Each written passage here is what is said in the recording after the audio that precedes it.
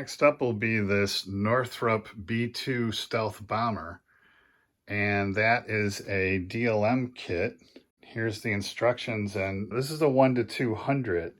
And interestingly, I kept the side box art for this one, and I remember it came with this F-117, and I actually had to go in the spares bin to find that. So that's, kind of what the whole kit looks like.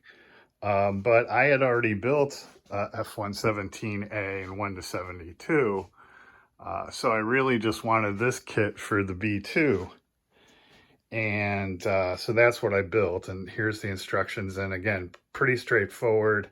It's a very simple plane. It's a flying wing, so it's really just bringing the shell of that flying wing together, landing gear and ordnance, and then finished it this way. Yeah, it was a pretty simple, straightforward, fun little kit to build.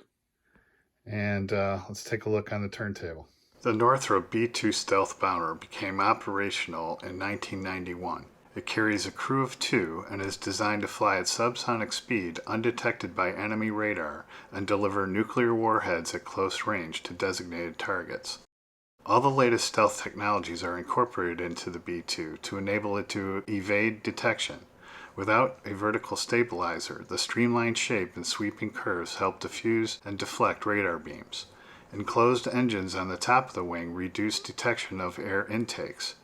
Engine exhaust mixed with cool air minimizes effects of ground sensors.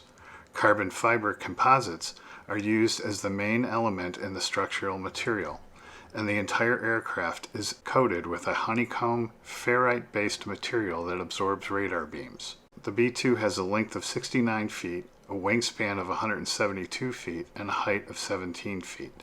Hope you enjoyed that, and hope you'll come back for more B4 YouTube builds. And as always, thanks for watching and happy modeling.